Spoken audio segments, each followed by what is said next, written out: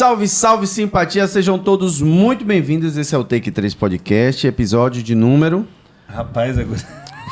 É 43. 43, eu acho. Olha, 42. Todo mundo ficou na Então dúvida, hoje tá, ninguém né? acertou. Ninguém acertou hoje. Zezão, muito obrigado pela sua presença e vamos falar dos nossos apoiadores, nossos patrocinadores. né? Roupa Studiocast. Pela casa maravilhosa, Roupa Studiocast. Você que deseja criar seus conteúdos, fazer também registros de cortes.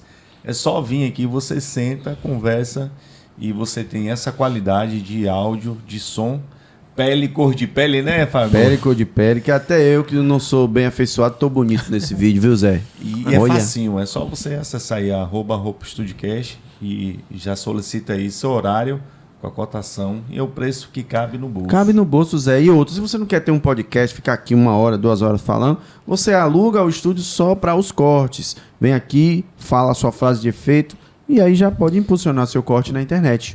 E de qualidade, com certeza. Coisa boa. E hoje tá com a farda bonita. Rapaz, o cara padronizou no Verdão. Foi mamãe. Mamãe que mandou.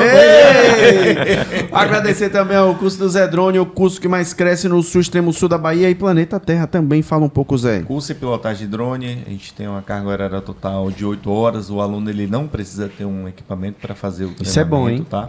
E temos aqui, né? Vitória da Conquista, Teixeira de Freitas, Itabuna, Ilhéus. É só acessar aí, @Zé Drone Oficial, você pode consultar uma data.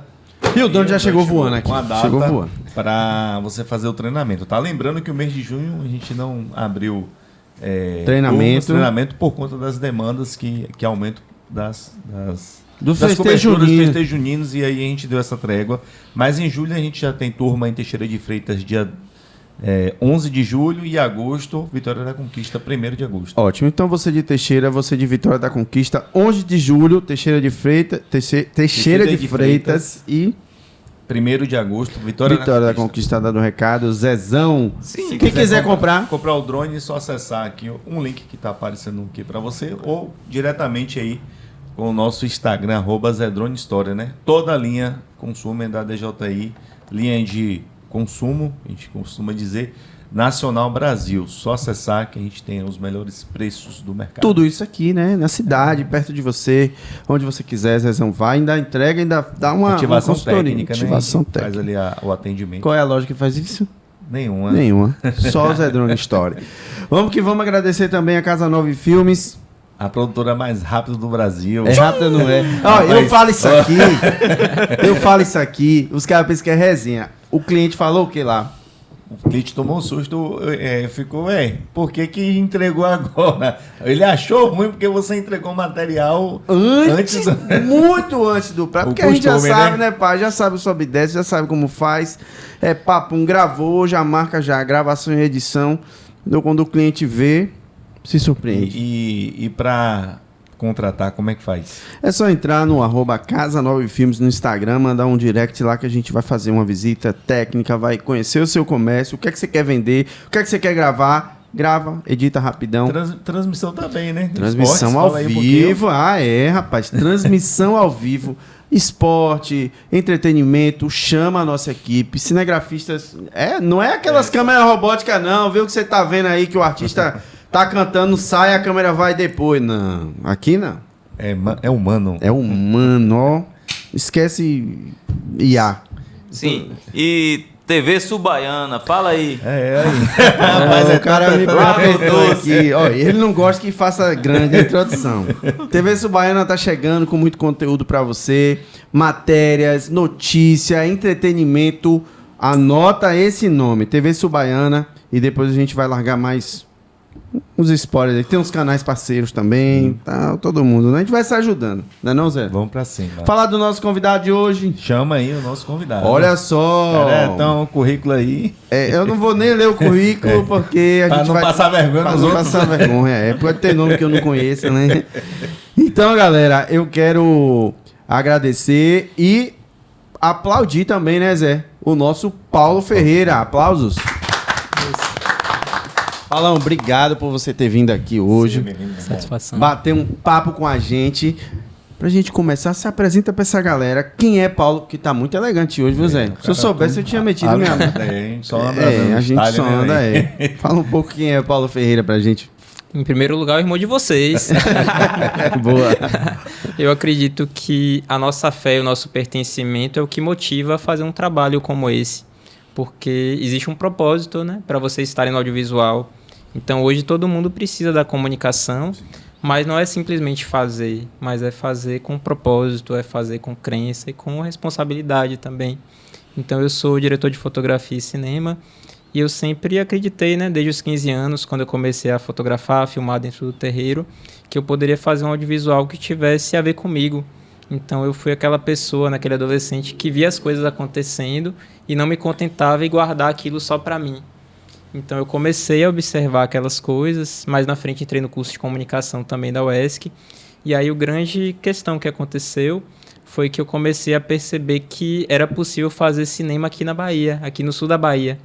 Porque muitas vezes, quando a gente é criança, quando a gente é adolescente, nós consumimos muito conteúdo que vem de fora. Externo, né? E que muitas vezes não fala sobre a nossa realidade, muitas vezes não fala sobre o que a gente está vivendo aqui do lado.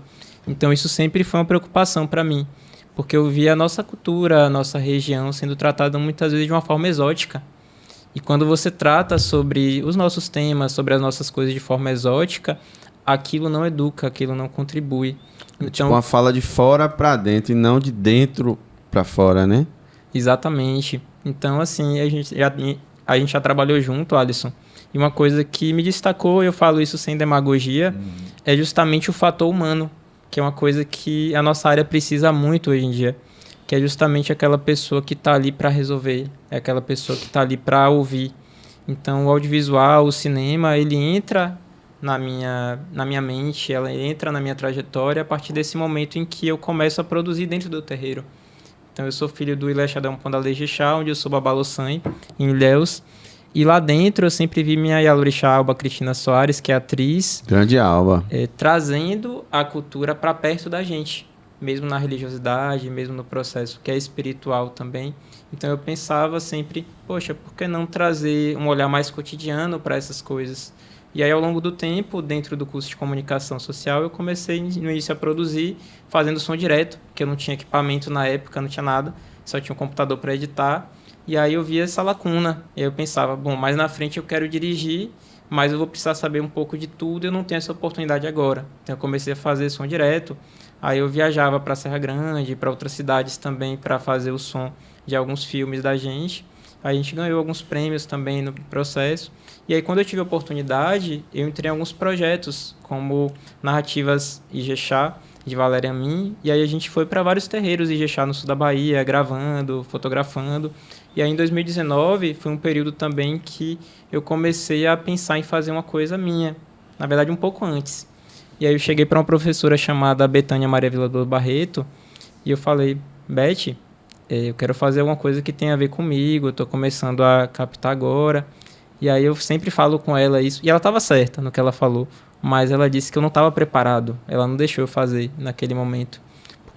Porque quando a gente fala sobre cinema, sobre audiovisual, sobre documentário, muita gente traz o documentário como um registro. O doc ele não é um registro.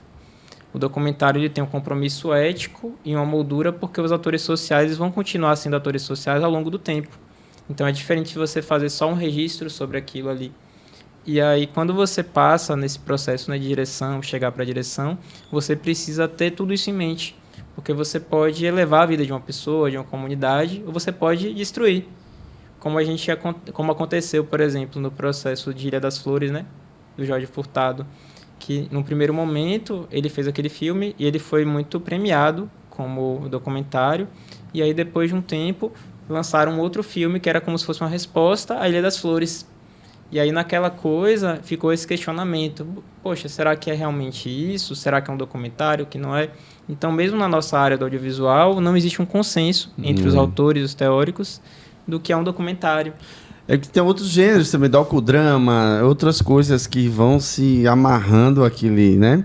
O Ilha das Flores, por exemplo, tem essa vertente também de um quê de drama também, talvez, né? Eu não sei. Para onde, o que é que o pessoal decidiu, né? O que é? Se é um documentário, se é um docudrama, se é um... Mas é um filme que me interessa muito pela simplicidade de técnica de cortes, né?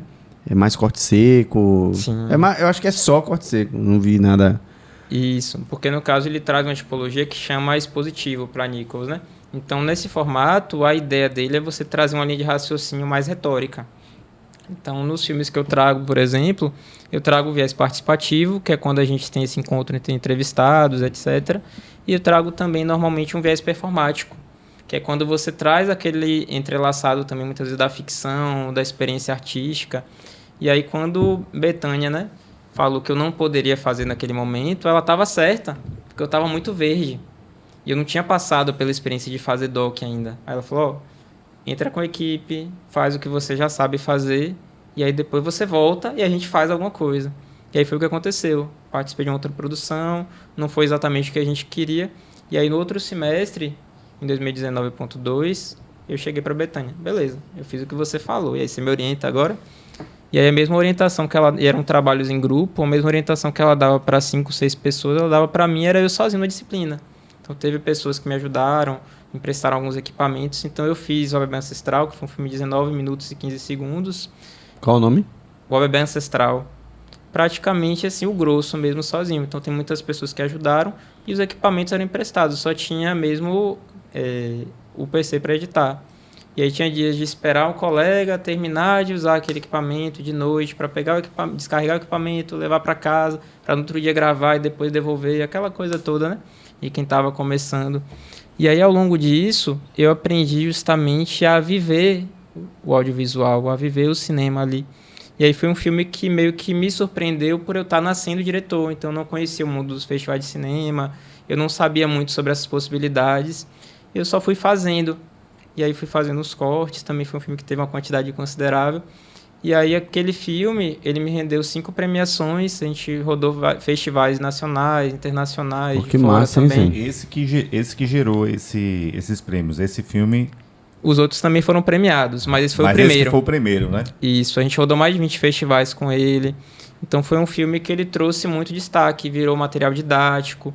Então o Bebê Ancestral foi o primeiro filme que me fez ser mais conhecido na região também. Ótimo. E qual a sua, assim, você falou dessa questão dos equipamentos, da dificuldade, né? Sim. Hoje você ainda tem essa dificuldade, essa questão de produção, hoje está mais tranquilo para você? Não, hoje já tenho mais estrutura, né? Hoje. Atualmente eu trabalho com fotografia e posicionamento para profissionais liberais, principalmente, e paralelo a isso eu atuo em projetos mesmo, como foi o caso de Eu Fui Faradá. Foi um filme que a gente fez através da Paulo Gustavo, e a gente montou uma equipe, organizamos as pessoas. A Alisson trabalhou com a gente também. Então, assim, Octabox, luz, essas coisas. Material prêmio. Algumas coisinhas. Dá pra brincar um pouquinho. Não sou que nem você, não, mas... Sim. Hoje eu já tenho uma estrutura melhor. Porque eu acredito, assim, e isso é algo que eu converso sempre com alguns amigos, que uma característica muito forte do brasileiro e do baiano é a criatividade para passar por adversidades. Então, se você observar esses longa-metragens, principalmente animação de fora, muitas vezes você vai ter na direção de arte alguém do Brasil. Porque o brasileiro, muitas vezes, ele é acostumado a produzir com muito pouco. Então ele faz milagre.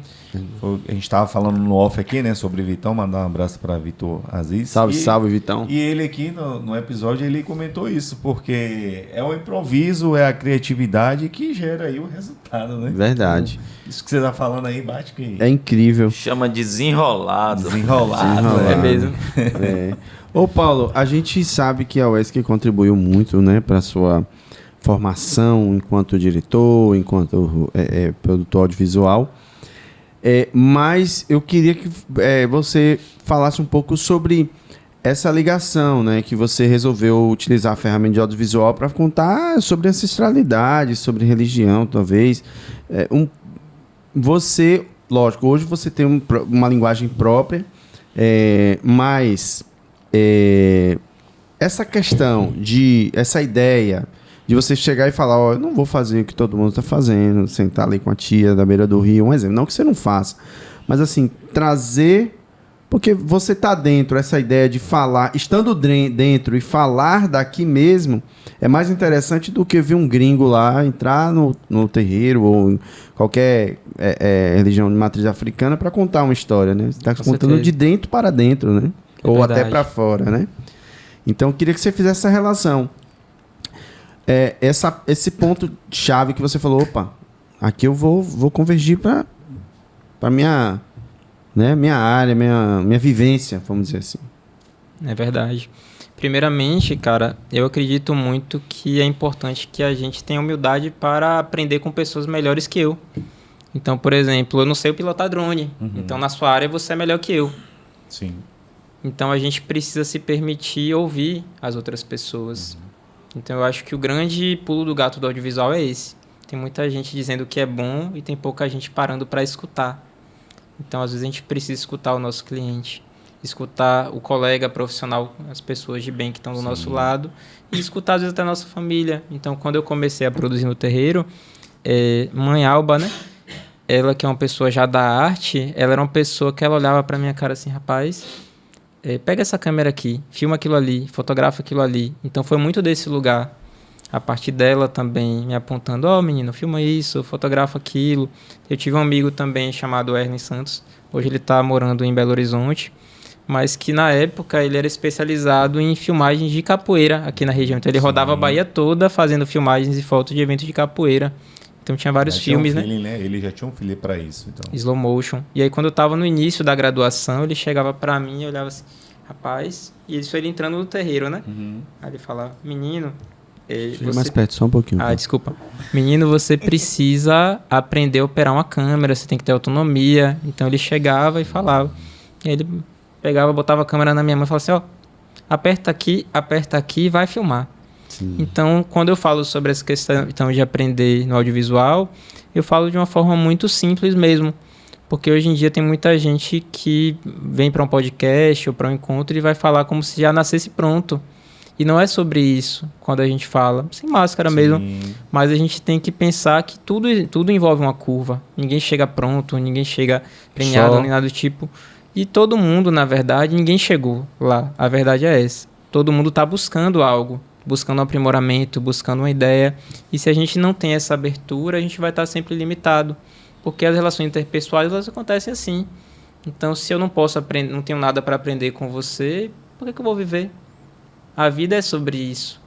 Então, se a gente tivesse completo, a gente não estava nem aqui na Terra. Já estava lá endeusado.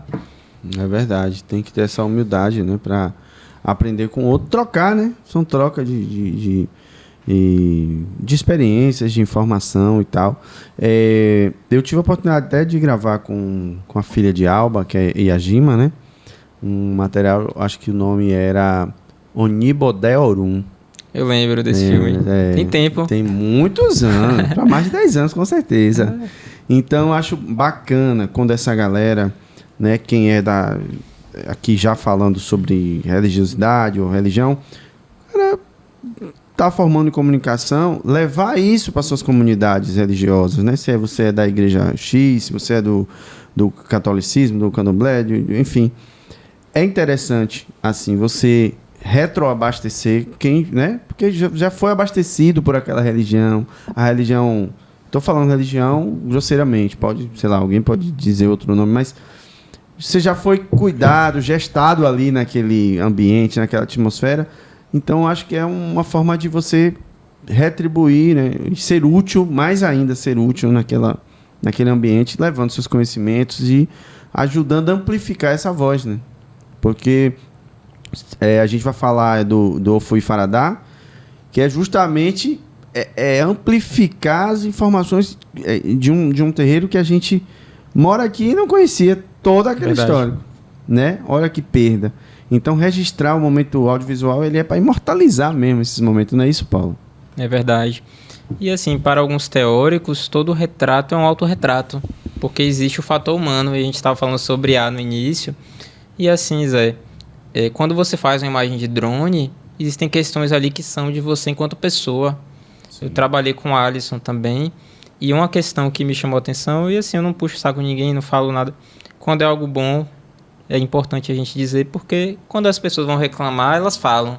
mas porque quando algo dá certo, a gente não fala também. Sim. E uma coisa que chamou muita atenção quando a gente estava produzindo foi justamente a segurança e a tranquilidade que ele passava. Então ele não estava preocupado assim simplesmente com horário, com isso, com aquilo. Ele queria que aquilo fosse resolvido e desse certo. Então, assim, enquanto profissional, eu acredito que o grande fator que diferencia hoje, muitas vezes, da máquina é esse fator empático, é esse fator humano. E até porque também, quando a gente fala sobre direção, às vezes algumas pessoas têm uma impressão errada do que é essa palavra, como se o diretor fosse aquela pessoa, sabe? Ah, não sei o quê. Mas, assim, por exemplo, que eu tô com roupa social pelo contexto. Mas o mesmo cara que tá aqui de blazer tá lá no terreiro com a bota, com facão, com o pé na terra também fazendo. E é a mesma pessoa. Então, todos nós existimos em camadas. Então, quando a gente faz um filme, quando a gente produz qualquer coisa, a gente está colocando questões nossas ali. E para quem é de verdade, para quem tem a sua personalidade ali clara, aquilo vai influenciar, inclusive, na resposta do público, na resposta do ator. Porque, assim, vou dar um exemplo. Eu trabalho muito com fotografia profissional liberal. E um dos fatores também que muita gente deixa passar e que é muito importante é a escolha do maquiador, de quem vai preparar aquela pessoa ali. Porque já aconteceu experiências de eu trabalhar com um maquiador que não tinha costume de trabalhar, e por a pessoa ser muito agoniada, o cliente já chegar muito nervoso na situação, e você percebendo que já vinha daquele momento de preparação. Ao mesmo tempo, quando é um maquiador ou uma maquiadora que tem um temperamento mais tranquilo, que está ali mais preocupado no detalhe, a pessoa já fica mais sossegada. Até porque, assim, existem públicos diferentes.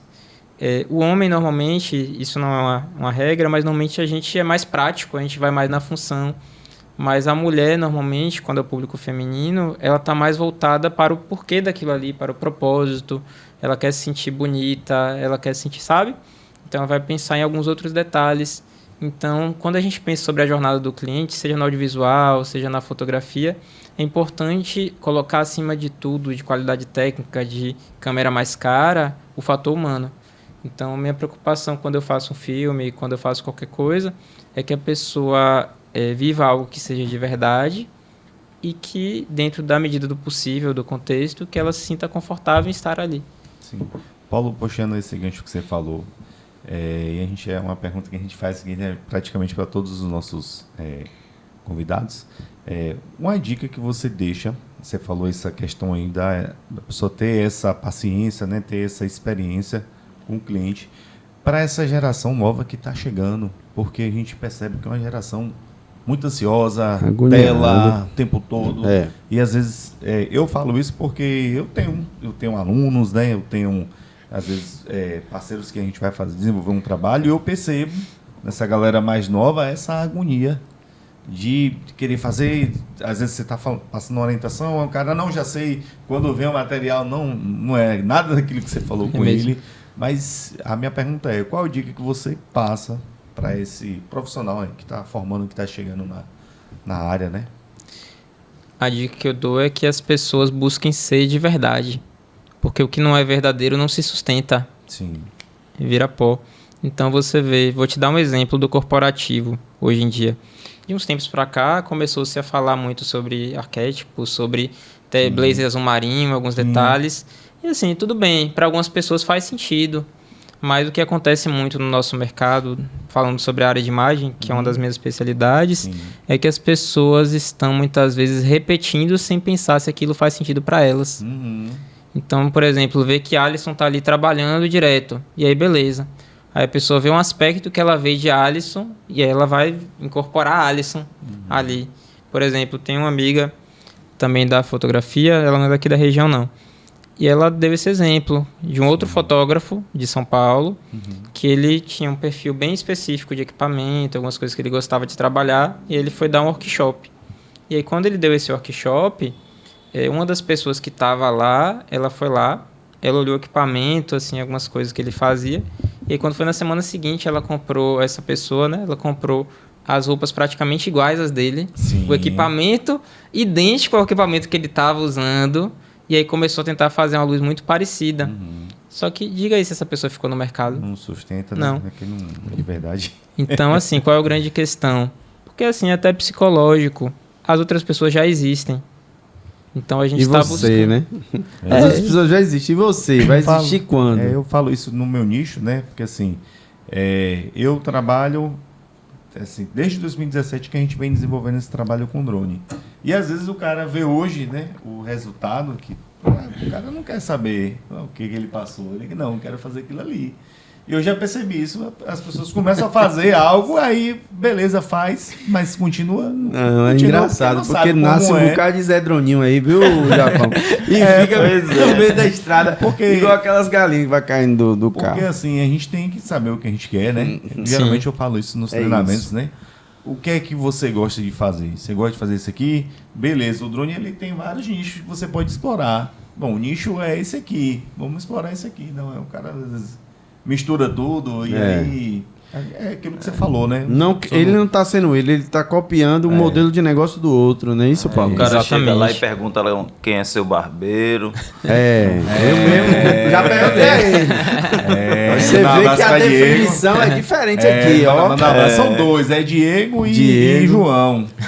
Oxe, um faz um lado, outro faz outro. Porque às vezes um tá ocupado e tem que ir no outro, mas é dois. Ah, rapaz, o homem tá diferenciado. Neymar só tem um, viu, Japão? Neymar. Sim, Neymar, depois a gente fala. Brincadeira. Ô, Paulo, pra gente descontrair um pouquinho aqui, o vídeo coletivo, dá briga mesmo lá? Então, aquele projeto não é feito para dar certo, não. Até Paulo nessa paciência dele, Poxa, ensina muito, problema, né? Paulo? Ensina, mas... Mas, É porque assim, você tem... MMA, A gente não é ensinado, falando assim, desde novo, né? A trabalhar coletivamente. Coletivamente. Então, qual é o grande problema hoje do audiovisual? Falando em pessoas, né? Muitas vezes a pessoa, ela tá ali preocupada em resolver o dela. O lado dela, né? Sendo que quando você tem um projeto, você tá pensando no Todo. resultado coletivo. Então, quando você vai trabalhar em equipe, e aí um quer aparecer mais que o outro. Digamos assim, o som quer aparecer mais do que o vídeo quer aparecer mais do que o som e tudo mais. Não vai dar certo. Então, assim, muitas vezes até acontece isso na região. Existem situações que a gente prefere trabalhar com equipes menores, que são pessoas que você confia, que estão perto de você, você já entende a entrega, e às vezes você vai entregar aquilo mais rápido do que certas equipes maiores, porque não é o número, mas é a quantidade de pessoas que realmente estão engajadas. Então eu falo isso assim, de uma forma bem tranquila, porque assim, antigamente era um projeto que unia o segundo semestre e o quinto semestre. Quando a pessoa está no segundo semestre, ela está chegando praticamente do ensino médio. Sim, tá muito verde, Então né? ela não está preparada para aquilo ali. Existem questões que elas não são de operar um equipamento. Vocês sabem que Sim. operar o drone, operar a câmera, não é a coisa mais difícil. Simplesmente operar por operar. Mas o mais difícil é você ter uma identidade, ter uma intencionalidade. E isso vem com o tempo. Então, quando a pessoa ela começa a fotografar ou a filmar, muitas vezes a gente percebe algumas questões, vai tender a imitar uma referência, uma coisa. E nesse sentido é normal que a pessoa ainda não tem repertório. E aí o que diferencia um bom profissional para outro, muitas vezes, é o repertório que ele tem. Então, se eu falar para você, dizer assim, o teor desse filme, dessa cena, é um teor mais dramático, porque a gente está contando isso, isso e aquilo, e eu trago esse lado do sentimento, aí você vai poder trabalhar um pouco. Mas uma pessoa que só está pensando no operacional, ela vai travar. Ela não vai ter algo diferente para trabalhar, porque ela não está acostumada a pensar naquele detalhezinho. E não tem problema você ser só operacional. Mas hoje, com essa questão de IA, o que exige da gente é principalmente esse fator do pensamento. Porque ali ela pode te ajudar em várias coisas. Mas assim, vou te dar um exemplo. Se a pessoa, aquilo ali precisa muitas vezes de correção. Então, tem muitas agências, muitos profissionais hoje, que pegam aqueles textos ali muito prontos da IA. Ok. E aí, quando você vai ler e vai corrigir aquele material ali, tem horas que a informação não tem nada a ver com o tema. Sim, tá que bem tá superficial, É um né? negócio genérico, né? É como Mariana falou aqui, né? É bem superficial mesmo. É a IA com TDAH. Boa. Gostei dessa, né? Boa. Ô, Paulo, então, só para encerrar o negócio do vídeo coletivo, um apoio da galera de psicologia ia ajudar um pouquinho, né? Talvez. Ou não tem jeito, né? Rapaz, Deixa lá. se eu falar mais, eu vou me comprometer. É verdade. É verdade. Paulo, depois desse momento que você, dos filmes que rendeu, do primeiro que rendeu alguns premiações, muitas premiações inclusive, veio O Paulo Sam Mistério Místico. Opal Sim, Mistério Místico. Ossan, né? Ele fala sobre... O Paulo Sam Mistério Místico foi um filme que nasceu na pandemia e era um momento em que a gente não podia reunir a equipe cheia, aquela coisa toda, né? Meio restrito, né? Eu já tinha alguns equipamentos, já estava mais seguro em relação à questão da produção. E foi um filme muito especial porque ele fala ao mesmo tempo de mim. Então, minha função do terreiro é de Babalossan. O Babalossan, ele é o responsável pela herbologia, digamos assim. E aí, naquele momento, eu fui falar um pouco sobre mim dentro do filme, sobre esses conceitos voltados para a saúde, para a Ossan, enquanto mitologia. Então, eu gravei o filme todo com tela objetiva, porque eu não podia estar perto do ator e etc. Então, eu de um lado, a outra pessoa lá do outro lado, eu com o PFF2. E a cena principal do filme foi gravada da seguinte forma, pelo isolamento social, né? Eu de um lado, minha mãe segurando o guarda-chuva. A câmera aqui, era um dia para ser um dia de sol a previsão, mas tava chovendo e trovejando. Eu segurando a câmera, ali, olhando para um lado, olhando para o outro, o ator lá do outro lado, a maquiagem borrando pela chuva, as luzes pegando chuva também, e aconteceu. E esse foi um filme que ganhou esse Procon Nordeste Nacional, na época. E teve, por exemplo, uma entrevista que foi gravada pelo Google Meet, aí depois eu coloquei uns plugins que melhoravam também a qualidade da Topaz e alguns outros. Então, assim, foi muito nessa guerrilha também de produzir. Sim. E eu sempre fui muito minucioso com roteiro, com essas coisas, então isso ajudou também na dinâmica. Mas essa coisa de você imergir. Então, produzir na pandemia para todo mundo foi um desafio. O Paulo, sim. Das lives. Sim, verdade. Porque hoje a gente vive essa coisa de, como o Zé falou, de querer tudo rápido, né? Sim. Bate uma onda assim, tipo, poxa, eu acho que acredito que em você não. Mas assim, ter que trabalhar minuciosamente é trabalhar num ritmo menor, né? Depende. Você consegue trabalhar minuciosamente rápido? Então, depende do que você está fazendo. Não, no caso da construção de um filme, de um roteiro. Então, é porque, na verdade, assim, você tem, digamos assim, uma senoide no processo. Então, você tem momentos em que você está acelerando, de acordo com a demanda, e tem momentos que você está de uma forma mais tranquila. Entendi. Por exemplo, vou dar o exemplo de Eu Fui Faradar, puxando. Quando a gente está gravando ficção, foram 11 cenas gravadas entre 2 e 3 dias. Praticamente um fim de semana. Então, aquele ritmo ele é muito acelerado. Mas esse ritmo é o padrão UESC de ritmos de gravação, viu? Mas aí já é pós-UESC. Mas aí já vem de lá. Pois é. Mas quando você pega, por exemplo, a elaboração de um roteiro, tratamento de roteiro ficcional, aí a gente fez eu fiz storyboard, alguns detalhes assim mais minuciosos. Protocolo de aí você discute assim, né? sobre o roteiro, discute storyboard. Então ali é um ritmo que mais ele é trabalhado, né? Exato, que é mais assim minucioso e calmo.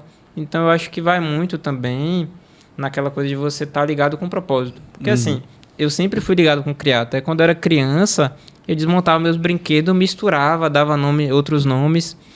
Eu era o cara que, quando eu era criança, eu tive um celular, daqueles pequenininhos assim, Xing Ling, né? E ele tinha leitor de TXT. E aí eu não tinha como comprar todos os livros que eu podia. Aí eu pegava Percy Jackson, Os Heróis do Olimpo, etc. Transformava em bloco de notas, mandava pra lá e lia a coleção completa.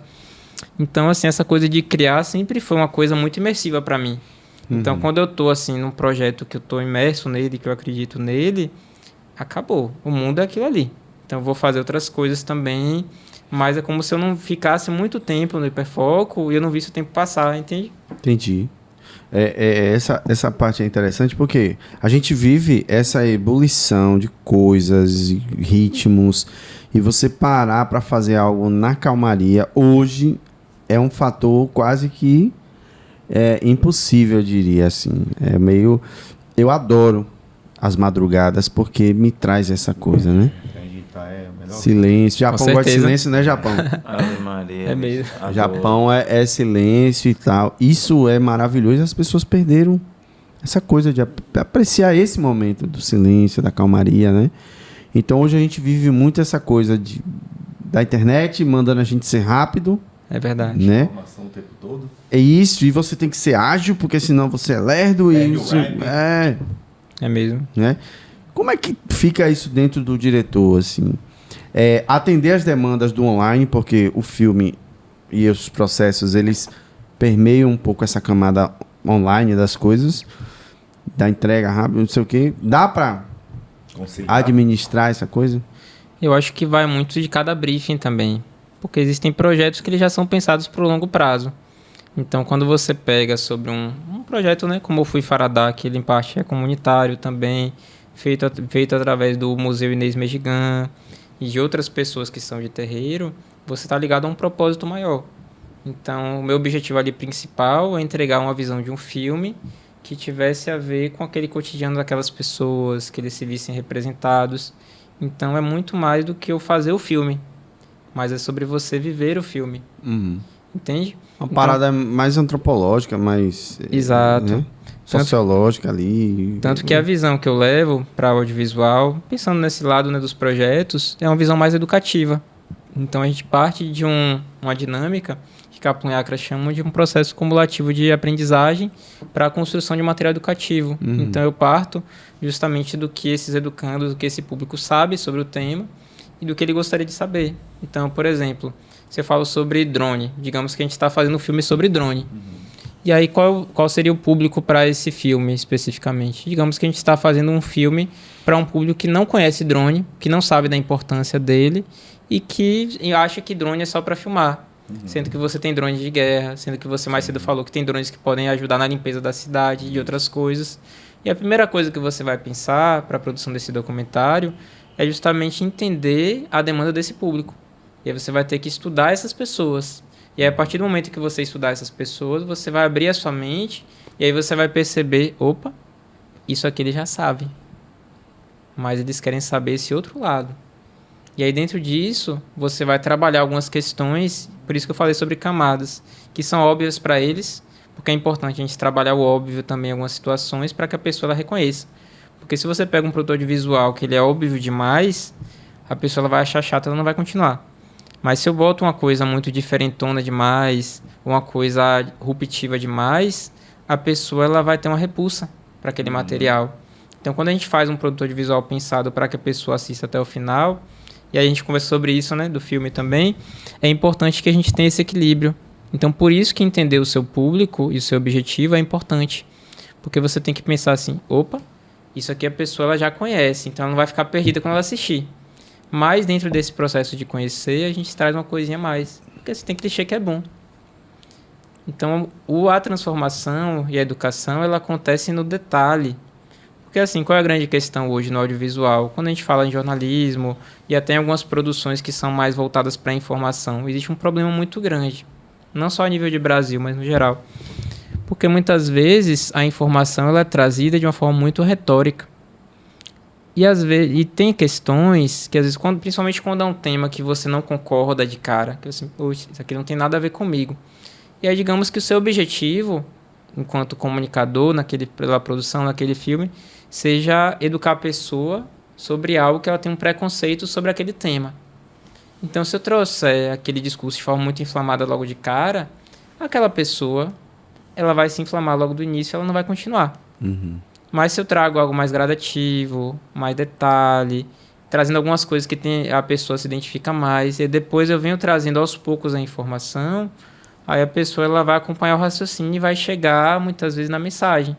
O que não quer dizer que eu vá manipular a pessoa, que a gente vai manipular a pessoa, mas porque a educação é isso. Mas vai conduzir ela a ver um outro ponto de vista, e no final ela decide o que ela quer acreditar, não é isso? É que nem, por exemplo, um cliente ou um profissional. Se o cara chega pra você assim, Zé, faça isso. É uma coisa. Corrija isso. É uma coisa. Mas se o cara chega pra você assim, poxa, Zé, eu tava observando o corte que você mandou e tudo mais. Eu sei que eu pedi pra você fazer uma panorâmica ali, mas assim, como eu não sou da área, então eu me embolei um pouco no termo. Mas na verdade não era uma panorâmica que eu queria uma outra coisa. Será que tem como a gente resolver? Saber chegar, né, papai? Não é diferente? Com certeza. Saber chegar, com certeza. Então, e acontece muito isso. Então, na forma de editar, isso também influencia na mensagem. Exato. Então, a gente não pode editar. Vou trazer a mensagem papum. Porque senão aquilo ali muitas vezes vai ser uma coisa muito, como se diz, dolorida para quem recebe. Vai entrar em rota de colisão também, né? Porque você tá... Mas aproveitando que você tocou em Eu Fui Faradá, que foi um documentário que tá rodando, já teve a sua estreia, viu, pessoal? E tá rodando alguns pontos específicos de exibição. Paulo vai falar um pouco depois sobre isso. É um filme lindo, um filme extraordinário, de todos os pontos de vista, inclusive histórico, documental. Eu queria que você puder, Paulo, você explicar o que é o Fui Faradá, o que é essa proposta, né, riquíssima, que a gente tive a oportunidade de assistir. E aí depois eu vou lhe fazer algumas outras perguntas dentro disso.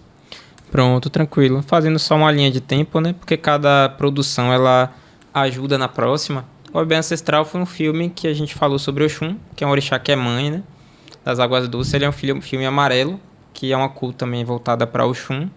E aí nesse filme a gente fala sobre a história de Mejigan, que foi uma sacerdotisa nigeriana, escravizada no século XIX, né? Foi trazida de Lechá, na Nigéria.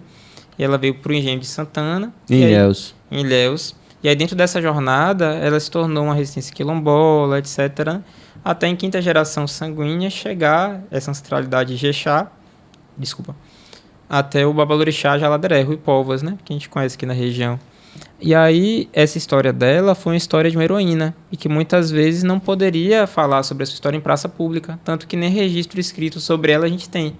Foi uma história que foi passada geracionalmente de forma oral na família. Que legal. Então, quantas gerações até chegar em Rui? Ele é a quinta geração. Quinta geração. A quinta geração. E aí, nessa jornada, esse filme ele fala sobre Oxum, que foi a orixá dela, né, que ela era sacerdotisa de Oxum. Uhum. E, ao mesmo tempo, ele traz esse entrelace justamente de você pensar nela como um exemplo também, de que a gente pode vencer o preconceito através desse atravessamento do Atlântico. Uhum. E aí, o Paulo Sam Mistério Místico, ele já fala um pouco sobre mim, sobre a minha visão de saúde, né, dessas coisas. E aí, quando chega para o Fui Faradá, que foi o terceiro agora, ele já é um filme que ele traz uma visão mais ampla, porque ele é sobre o terreiro do meu avô, não é sobre o meu terreiro agora, que é a Jaladeré, que é o Babalorixá da minha Orixá, de Alba. Sim. E aí, nesse filme, o grande desafio foi você trazer a história de 50 anos em menos de 50 minutos e produzir isso em 1 ano e meio. E eles se interconectam também, porque você tem... desculpe o nome da personagem que veio para Ilhéus, Mejigan? Sim, ela também aparece no Fui Faradá, Exato. porque tá ali na gênese de Rui, né, também, ali, faz parte também desse, não é isso? Exatamente. Então, dentro desse filme, a gente traz duas linealogias. Existe a linealogia de sangue, que foi através de Mejigan que trouxe essa semente de Jexá para Rui, né, para casa. Uhum. E existe a linealogia através de Marinha, que foi a Yalorixá que iniciou o Babalorixá Rui. Então, assim... E que não foi aqui, né? Exatamente, Nazaré das Farinhas. Então, essa jornada toda fez com que esse sentimento, né, de ser Ijexá acontecesse. Então, esse filme ele existe não simplesmente para dizer o que é o não ser Ijexá, mas para mostrar o que é o sentimento de ser Ijexá. E a resistência... Exatamente. Né, enfrentada tanto pelo Atlântico quanto depois de fundada a casa aqui e tudo mais. Por isso que chama também, eu fui Faradá, o sopro da resistência, não é isso, Paulo? Exato. E assim, o orixá regente, né, do filme é o mesmo orixá regente, digamos assim, do terreiro, né, que é a Ajalá. A Ajalá é uma das qualidades de Oxalá. Uhum. E a gente acredita que quando a gente está no céu, né, existem 9 céus, e quando a gente está lá, existe um momento em que nós, seres humanos, né, sentamos diante de Ajalá, que é o modelador de cabeças. Ele modela várias cabeças, umas ele assa um pouco mais, outras ele assa um pouco menos, uma com defeito aqui, uma com defeito ali. Cada um tem suas características. E a gente vai para a olaria, fala com a Ajalá assim, opa, tô querendo ir para a terra. E aí você escolhe a cabeça que você vai utilizar na sua travessia. E aí você se ajoelha diante dele, que é o modelador de cabeças, diante de Exu, que é o orixá da comunicação. E de Orumilá Babaifá, que é testemunho do destino. E aí você escolhe, opa, quando eu vier para cá eu quero aprender a pilotar drone. Opa, quando eu vier para cá eu quero aprender a cinegrafar. Entendi agora. Então você escolhe a família que você vai ter, algumas coisas que você vai viver. Que massa, velho. Eu não tinha essa consciência, assim, né? Sim. Desse guarda-chuva, assim, inteiro. E Paulo, só para não perder aqui, você falou sobre preconceitos, né? Sim. É algo que até incomoda falar, mas eu acho que diante, né, pra gente levar essa mensagem também, né? Porque tem um teor educacional Sim. e que foi discutido inclusive no lançamento, né, das questões das exibições serem pontualmente em lugares que talvez houve essa preocupação, né, desse preconceito e tal. O que é que vocês sofreram de preconceito na construção do filme? Eu sei que foi um filme dentro de casa, entre aspas, né? Mas e quais as nuances que você acha que pode ser lapidadas na sociedade para receber um material didático como esse e importantíssimo do ponto de vista histórico também? Eu vou te dar um exemplo da universidade. Eu tinha uma colega, na época da comunicação mesmo, que quando a gente falava qualquer coisa... E assim, eu não sou um cara de ficar falando, catequizando ninguém pra minha religião, não. Sim. Eu só sigo de forma bem tranquila, assim como a gente está falando aqui, de forma bem sossegada. E aí, sempre que alguém abordava alguma coisa sobre candomblé na sala, e ela era evangélica na época, ela tapava os ouvidos na sala de aula. Então, assim, de lá você já vê assim, as jornadas do processo. Então, quando eu fui fazer o bebê ancestral mesmo, tinham grupos que eram um grupo de 5, 6 pessoas, e o meu grupo era eu sozinho. Então, assim, você passa por uma jornada de aprendizado. Então, se tem pessoas que apoiaram, que acreditaram, né? Mas, assim, o processo de formação de público, ele acontece não é só para religiosidade, é para várias coisas. E aí eu falo de uma forma muito tranquila e sossegada. Quando a gente fala sobre a questão do conhecimento, ele te dá um acesso que é um pouco diferente do que se imagina. Porque, assim, quando a gente não... Aí é criança, que a gente nunca comeu uma verdura X. Aí o nosso pai, nossa mãe vai lá e insiste assim, menino, coma cenoura, porque não sei o que, não sei o que. Aí você, quero não esse negócio aí, não sei o que. Você fica lá brigando com sua mãe. Aí você vai de novo. Aí, de repente, ela sabe de onde eu vou comer essa cenoura. Aí você vai lá e comeu a cenoura. Aí, na primeira vez você pode até não gostar. Mas, de repente, você comeu uma segunda, você comeu uma terceira. E aí, de repente, a partir daquilo ali, você já olha assim, até que não é tão ruim, não. Aí, de repente, você já está comendo cenoura. Então, assim, o nosso papel, enquanto comunicadores, não é de obrigar a pessoa a ser educada, mas é de você fazer um processo de mediação. E toda mediação ela é uma provocação. Então, eu preciso permitir que a pessoa ela tenha essa opção, esse acesso. E aí, o que a pessoa ela vai fazer com o filme ou com algum outro conteúdo já é uma questão individual, porque é subjetivo. É isso. Eu acho assim que nós, enquanto comunicadores, principalmente profissionais, que aí você falou do ponto de vista do público, eu vou falar do ponto de vista do profissional realizador de audiovisual. Não é que obrigar ninguém a fazer nada, mas, por exemplo, tem lugares que talvez eu não goste, mas eu preciso estar lá para filmar. Tipo, eu não vou ter que falar isso aqui. Eu já amanheci muito dia em festa. Hoje não sinto aquela alegria toda de gravar uma festa. Tipo assim, Sim, tá ligado? com certeza. Mas Também eu tenho. É isso. Mas profissionalmente, irmão, você tem que estar lá no horário, na hora marcada e tudo mais. Então, essa questão é profissional, até para você extrair o melhor daquilo ali, você tem que fazer uma imersão. Não pode ser das profundezas, você não precisa ser, aliás, das profundezas e tal. Mas, velho, você tem que fazer uma imersão, né? Eu, quando tive a oportunidade de ir lá no terreiro... eu vou falar assim, porque eu não sei falar, mas no terreiro de Rui, lá... Cara, eu queria saber o que é que significava cada coisa. Teve um rapaz que me... Não, vem cá, vou te explicar. Aí foi de casa em casa, explicando. Entendeu isso aqui. O que estava fazendo, né? E foi uma coisa que eu fiquei assim, que massa. Contexto histórico, por que aquela divindade se chama daquele nome e veio de tal. Pô, que massa, velho. E, em suma, Paulo, me corrija se eu estiver errado. Não tô aqui para defender nada, porque quem sou eu para defender? Mas, por exemplo, cara, uma religião que cultua coisas da natureza, forças da natureza, né? E você, aqui eu posso falar, o canal é dele, se derrubar é com ele mesmo. Abestalhado e fica rotulando as coisas. Tabaréu, fica rotulando, isso aqui, não sei o quê. Sabe? E esse pessoal sofre um processo de cauterização da mente enorme. Então, assim, bicho... Ninguém quer você em lugar A, em lugar B, não. Mas pare de ser chato e rotular as coisas e as pessoas e a religião das pessoas. Então, pegue sua opinião, e coloque naquele lugar e o mundo vai ser mais É interessante. que às vezes a pessoa também escolhe a cabeça errada, né? Ó, já recheio pegou. errado. Já fez o trocadilho, Japão. Eu acho que escolheu quebrar a cabeça. É, não, às vezes vem uma cabeça com titica dentro, aí o cara escolheu, né? Cara, só para concluir essa fala, eu faço muita correlação com o filho, né? Essa questão preconceito e filho. Um exemplo, o que é que eu quero dizer? Tá na barriga da sua esposa ali, o seu filho, você já tem um amor sem saber o sexo, sem saber se tem saúde, se não. Por que que a gente não ama as pessoas e as coisas sem saber? É só você dar amor às pessoas, cordialidade, educação, enfim. Emanar o que é bom, sem querer saber. Eu quero lá saber, meu irmão, se você disse amém ou se você falou outra palavra. Não quero saber não, meu irmão. Ó, Deus te abençoe, ou sei Salam lá. aleikum. Ou salam aleikum, qualquer coisa. Mas emane coisas boas. Quer dizer, na gestação a gente ama um negócio que a gente não conhece, nunca viu. Não é isso, Japão? É mesmo. Eu falei, e eu tive essa reflexão quando minha filha tava pra nascer. Eu falei, velho, eu amo uma parada que eu nunca vi. Por que que eu não amo o cara que é viado, o cara que é... Eu tenho... Não existe isso, entendeu? Desculpa o termo, mas é a forma que eu consigo me Eu expressar acho aqui que agora. Então, é gente... a primeira vez que eu vejo o cara chamar o filho de uma parada.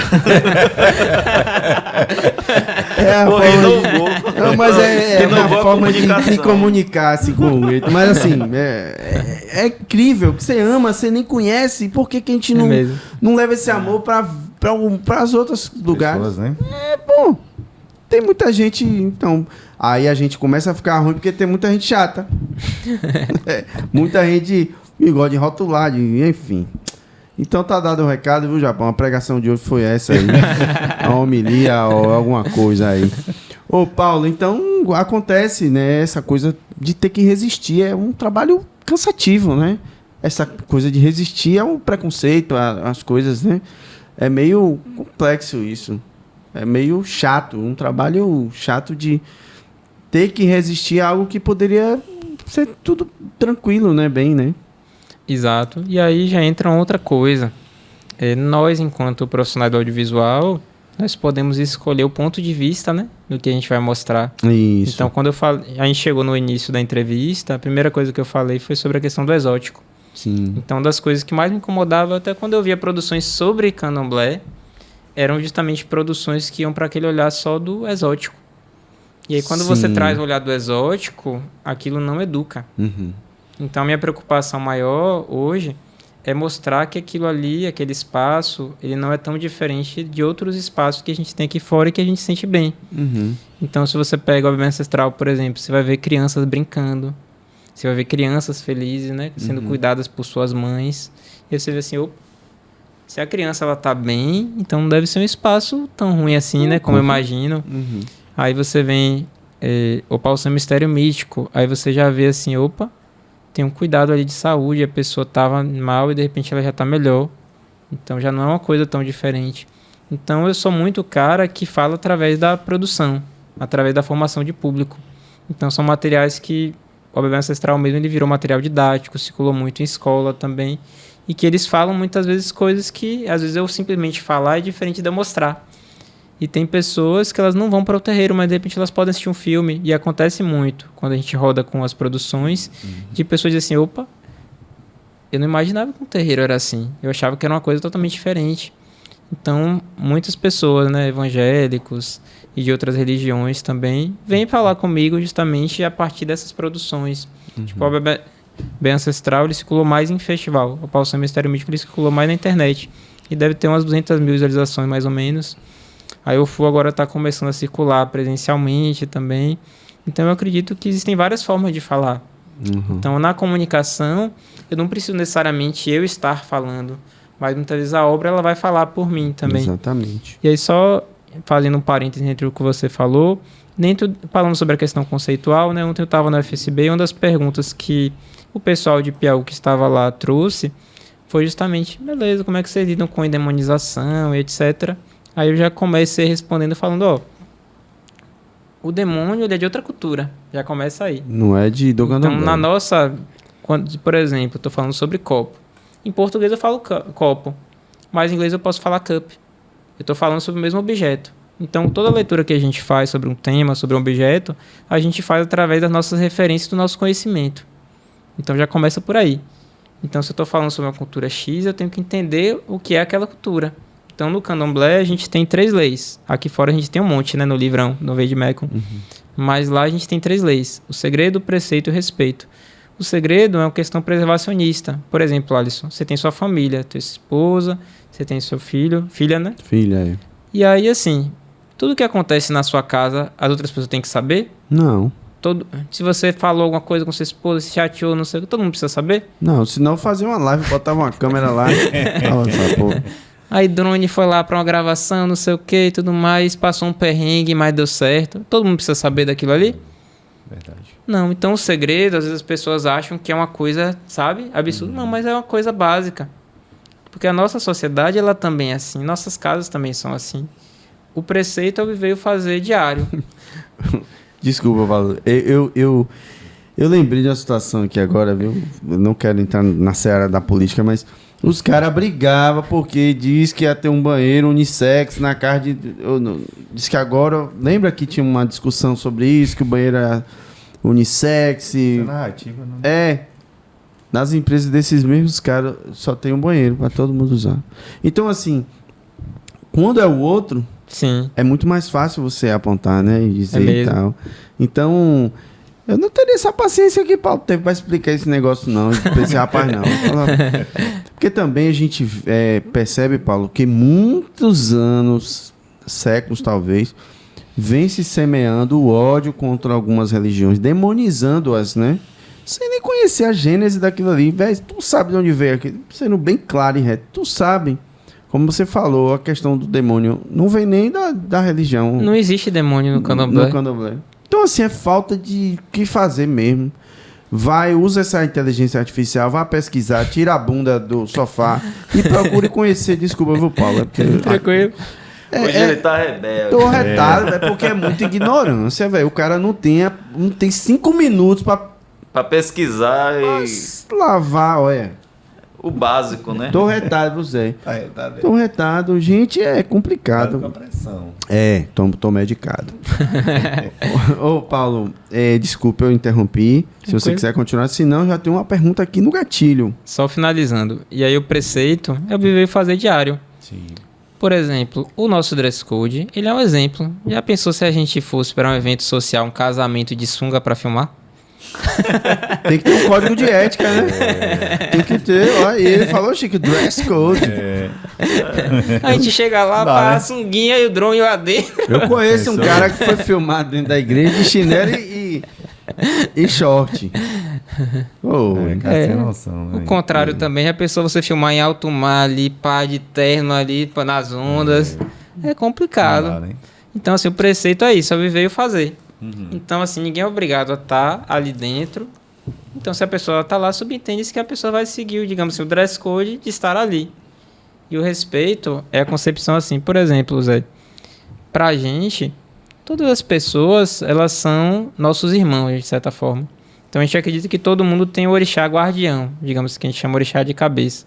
Independente se é da religião ou se não é. Então, assim, um exemplo, uma pessoa cultua Xangô. Aí a pessoa, pô, amo Xangô, não sei o que. Aí vai lá, dá comida pra Xangô, fala de Xangô, que ama Xangô, não sei o que. E aí tem uma pessoa lá que é de Xangô. Aí ele vai lá, faz fofoca de Xangô, dessa pessoa que é de Xangô, né? Fala mal, cria problema pra essa pessoa. Ela tá cultuando o Xangô, que é o pai dessa pessoa. Tá agradando esse pai não, que né? ela tem. Então o respeito, ele parte desse ponto de vista. Então pra gente não é considerado genuíno as pessoas que fazem o mal. Porque toda religião tem. Uhum. Então, assim, tem mesmo. E inclusive as que diz que é boa. Pois é, então é muito mais sobre a pessoa. Então toda religião, todo lugar. Por exemplo, no audiovisual a gente sabe que tem vários perfis de pessoa. Tem gente que tá ali querendo pegar o cliente do coleguinha, criar um probleminha. Tem gente que faz o serviço de 200 conto. Pois é, e assim, tem cliente pra todo mundo. Então, assim, no geral, pessoas boas no mercado, elas tendem a durar mais tempo e atrair pessoas semelhantes. É verdade. Pessoas enroladas tendem a atrair pessoas enroladas. Mais tempo é quanto tempo assim? Eu já tô com 17, viu, Zé? Tô indo pra 18 agora. Já caiu o cabelo. Rapaz. Japão, ele fez a arte gráfica que Noé tava chamando os bichos pra entrar na arte. Ele que fez lá. Pois é. Ele fez o site. Mas é porque a gente é escadinha, pô. Então começa assim, as entradas, Aqui. aí depois fica assim, É. e aí depois o cara começa a conviver com os clientes, aí fica assim. É o Zé sinal resolveu de que o tirar sucesso tudo. tá chegando. Mas Aí acho é que ele escadinha. tirou daqui e botou cá.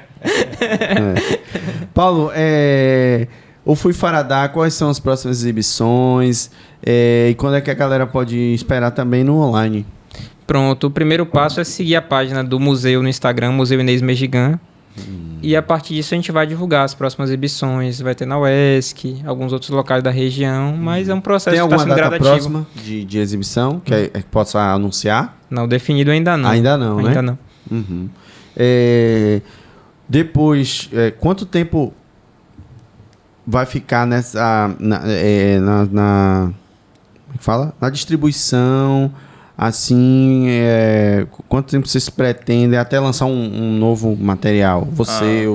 Oi? Eu pensei que você ia perguntar quando é que ia pro stream, né? Quando é que ia Eu pro perguntei YouTube. também, ele falou que por enquanto vai ficar...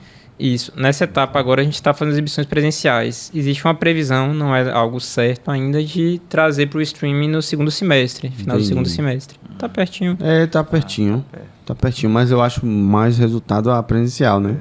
Com certeza. É mais efetivo, gera discussões, né? Uma coisa, na verdade, não exclui a outra. E também existem diferentes formatos de filme. Existem curta-metragens, médias e longas. Uhum. Curta-metragem, normalmente, são filmes que circulam em mais quantidade de festivais. Média-metragem, normalmente, são produções que elas vão circular alguns festivais, como foi o caso, né? A gente conseguiu alguns até de fora também. 40 e poucos minutos, né? 48 aproximadamente. Média, normalmente, ele é um filme mais para internet, para streaming, uma coisa assim. Ele circula alguns festivais pela minutagem. E longa também, normalmente, é uma coisa que vai mais para streaming e, às vezes, alguns festivais específicos. Então, vai muito também do formato, especificamente. Entendi. Então, para você que tá ansioso para assistir Eu Fui Faradá, logo no online, no segundo semestre, talvez... Não, com certeza, só que não tem uma definição. Mas você pode seguir a página do Museu Inês Instagram, Mejigan. Isso, para saber onde tem as exibições presenciais, não é isso, Paulo? Isso, e acompanha a minha rede social também, Paulo Ferreira Arte. Paulo Ferreira Arte. Paulo, um recado para quem quer começar a produzir, para quem... Se ficou alguma coisa também que você queira falar. Para quem está assistindo e quer, de repente... costurar um olhar mais seu, né? Tipo, o cara da capoeira fazer o material voltado para capoeira, ser você, na verdade, né? Então, eu queria que você deixasse reforçasse, porque você já até falou sobre isso. Então, existe um teórico chamado Guzman, que ele fala que existe uma comparação entre o cineasta e o poeta, e que quando a gente olha a nossa volta, existem átomos dramáticos acontecendo o tempo todo. Então, seja uma panela que cai de casa, seja aquela pessoa que passa acelerada na rua, essas coisas estão acontecendo. Então, eu acredito que o grande diferencial de um profissional para fazer uma narrativa sua é ele se conhecer e pensar sobre aquilo, né, antes de produzir. Porque muitas vezes a gente está vendo várias pessoas produzindo em massa sem refletir sobre o que elas estão fazendo. Então, o conhecimento, ele acontece nessa união entre teoria e prática. É um pouco clichê falar sobre isso, mas você é professor, você sabe que muitas vezes a pessoa tem muita teoria, mas também não pratica. Às vezes a pessoa pratica muito, mas de repente não pensa em uma técnica também mais exacerbada. Então, assim, façam cursos, façam formações e aprendam com pessoas melhores que você. Porque o grande diferencial do mercado é esse, é ter humildade. Então, o que acontece muito na nossa área é que muitas vezes a gente esquece até de quem nos formou. Então, sempre que eu vou para alguma mesa, para alguma live, eu faço questão de levar o nome de pessoas que me ajudaram também na jornada. Porque eu acredito que isso fortalece a nossa caminhada. Então, eu acredito que o grande fator que diferencia o profissional do audiovisual é ele moldar a sua personalidade. Então, se você é aquela pessoa ali que se importa de verdade com o seu cliente, ele vai perceber. Se você está ali querendo tirar vantagem do cliente, ele também vai perceber. Então, são essas coisas. É a gente tratar, como diz uma amiga minha chamada Teresa Sá, tratar o nosso cliente como se ele fosse o nosso amigo, tratar aquela pessoa, né, aquele produto, né, aquele entrevistado como um amigo. Então, como é que a gente trata um amigo? Existem colegas, existem amigos. A gente trata ele com cuidado porque a gente quer que ele permaneça na nossa vida, a gente quer que ele tenha um bom resultado e a gente se preocupa com o depois. Porque qual é a grande questão do audiovisual? É a gente pensar, beleza, eu fiz alguma coisa sobre aquela pessoa, um material sobre aquela pessoa, mas e depois? Aquilo ali vai resultar em quê para ele? Então eu acho que a grande preocupação é menos sobre a questão técnica e mais sobre o fator humano. Porque o fator técnico é uma coisa muito mais simples de você resolver. Então, quando você abre o YouTube, por exemplo, você fica até perdido em tanto conteúdo, principalmente gringo, né? Se você olha em inglês mesmo, você vai ver muita técnica, muito detalhezinho, muito curso, muita formação. Beleza, aquilo vai contribuir com você? Vai. Não vou dizer que não vai. Aí você, de repente, começa a fazer uma coisa, etc. Ok. Mas e aí, quando você tem um colega ali que está querendo te ajudar, tudo mais, como é que você olha para ele? Então são essas coisas. Porque assim, a técnica pela técnica, com a IA, com essa facilitação pela informação, ela está aí difundida para muita gente. Mas qual é a grande questão? Imagine que a nossa câmera é como se fosse um facão. E aí esse facão ele pode ser usado para matar, não pode? Uhum. Mas ele pode ser usado também para capinar, ele pode ser usado também para construir alguma coisa. Então eu acredito que a formação para qualquer profissional ela tem que ser mais uma formação de caráter do que, de fato, uma formação técnica. Porque a formação técnica é o mais simples. Você sabe disso. Verdade. Muitas vezes você procura pessoas para indicar para um trabalho. Você sabe, tem várias pessoas com um portfólio bonito e tudo mais, mas aí você se pergunta, beleza, esse aqui vai entregar no prazo? Esse aqui vai atender bem o cliente? Vai chegar no horário? Exato. Essa pessoa aqui vai ter um cuidado comigo e não sei o quê. Então, observe que a nossa escolha, com o passar do tempo, né, quem perdura no mercado, é muito mais sobre fatores humanos do que fatores técnicos. Salvo algumas exceções. Sim. A não ser que a pessoa seja o super cineasta, o Tarantino da vida. Mas mesmo assim, se não tiver relação interpessoal legal, é difícil. Não dá certo. Ah, não, pô.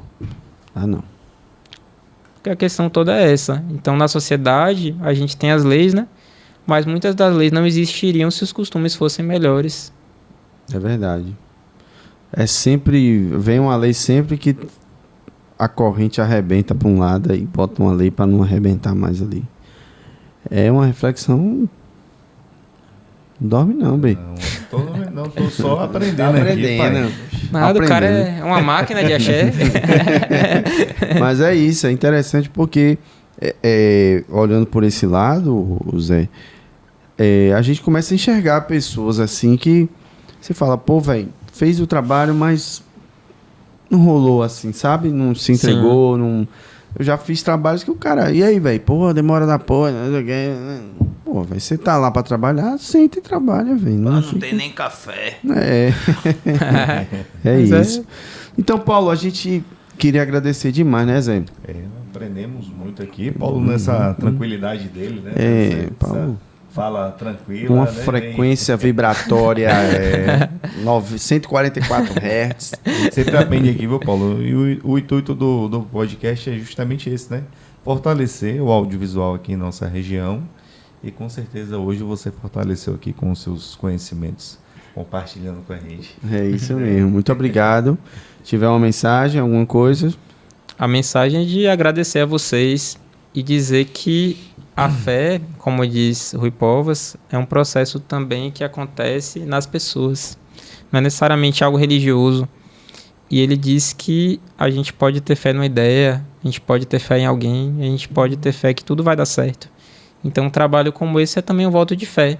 E é o que a gente precisa no nosso mercado. Ter mais pessoas que acreditam, né? Porque assim, beleza, a gente tem aqui pessoas que têm habilidades diferentes e complementares.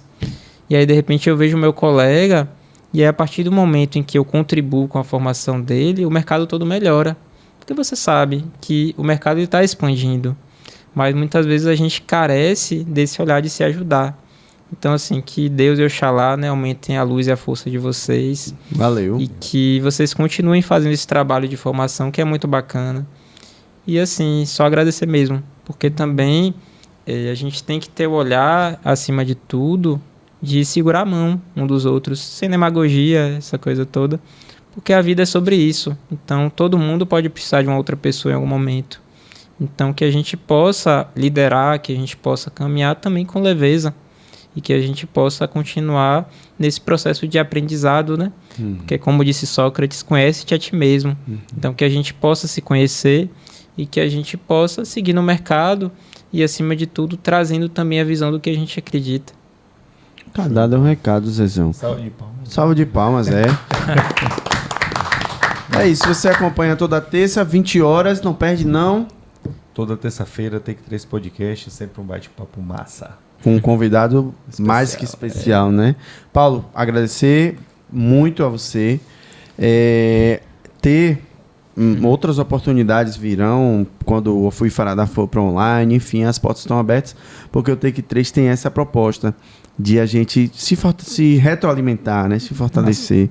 Então, e serve para isso aqui. Japão abriu as portas aqui para a gente estar junto com a gente nesse projeto. Todos no mesmo intuito, mesmo propósito de se fortalecer e fortalecer o audiovisual. Uma salva de palmas para Japão Baiano.